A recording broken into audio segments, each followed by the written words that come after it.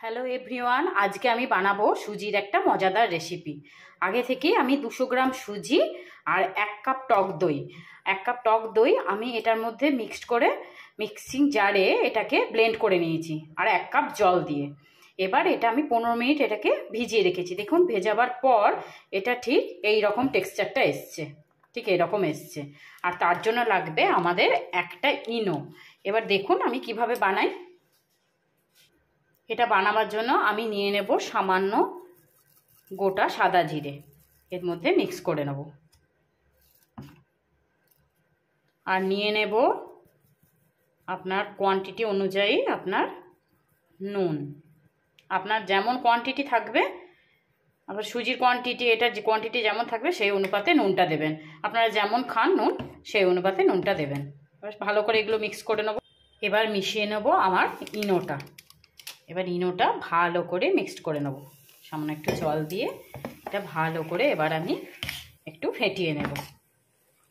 এবার এইরকম দেখুন আমি এরকম একটা বাটি নিয়েছি। এরকম একটা বাটিতে এবার সামান্য তেল বুলিয়ে নেব। দেখুন ভালো করে তেল বুলিয়ে নিয়েছি। তেল বুলিয়ে নেওয়ার পর আমি এবার যে মিক্সচারটা ছিল সেই মিক্সচারটা আমি এবার এর মধ্যে ঢেলে দেবো। আমি এর মধ্যে পুরো ঢেলে নিয়েছি। এবার দেখুন কি করি। এবার আমি আগে থেকেই এটার মধ্যে একটা স্ট্যান্ড বসিয়ে নিয়ে এটা 10 মিনিট আমি সামান্য জল দিয়ে এটা জলটা গরম করে রেখেছি। এবার একদম লো ফ্লেমে আমি এই বাটিটা এবার এখানে বসিয়ে দেব। প্রায় 15-20 মিনিট মতো আমার মিডিয়াম টু লো ফ্লেমে থাকবে এটা, 15-20 মিনিট। এবার আমি এটাকে ঢাকা দিয়ে ভাপাতে দিয়ে দেবো। দেখুন কত সুন্দর হবে। দেখুন 20 মিনিট পর আমি ফিরে এলাম। এবার আমি দেখে নেব এটা হয়েছে কিনা। দেখুন এটার গায়ে একদম লাগছে না। এরকম একটা কাঠি নিয়েছি, কাঠিটা নিয়ে আমি ঢুকিয়ে দেখে নিয়েছি, একদম লাগেনি। আর যদি মনে করুন আপনারা হয়নি তাহলে আরও 5 মিনিট এটা ভাপিয়ে নিতে পারেন। এবার আমি এটা ঠান্ডা করে দিলাম। আমি এটা নামিয়ে নিয়েছি। নামিয়ে নিয়ে 15-20 মিনিটের মতো এটা আমি সাইডে রেখে দিয়েছিলাম ঠান্ডা করার জন্য। এবার ঠান্ডা হয়ে যাওয়ার পরই দেখুন এটা আস্তে আস্তে গা থেকে ছেড়ে যাবে। দেখুন এটা একদম গা থেকে ছেড়ে গেছে।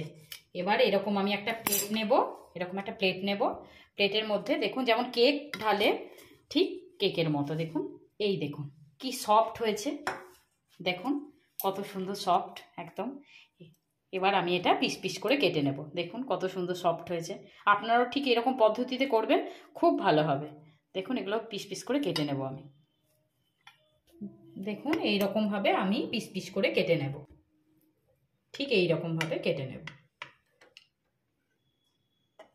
দেখুন এরকম করে পিস পিস কেটে নিয়েছি। দেখুন একদম পুরো কেক যেমন হয় ঠিক কেকের মতো। আর কি সফট হয়েছে দেখুন, খুব সফট হয়েছে।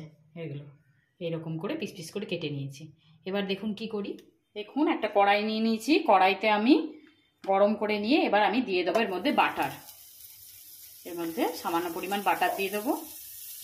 বাটারটা গরম করে এর মধ্যে আমি দিয়ে দেবো সর্ষে আর শুকনো লঙ্কা ফোড়ন। সর্ষে শুকনো লঙ্কা দিয়ে দিলাম। আর এর মধ্যে দিয়ে দিলাম আমার কারি পাতা, তুলে রেখেছিলাম কারি পাতা। আর কালারটা আসার জন্য আমি এখানে দিয়ে দেবো সামান্য শুকনো লঙ্কার গুঁড়ো, কালারটা তাহলে ভালো আসবে।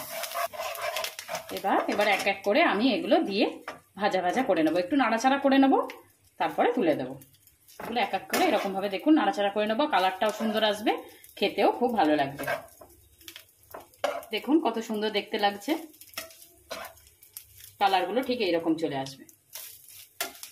এবার আমি এক এক করে এগুলো দিয়ে দেবো।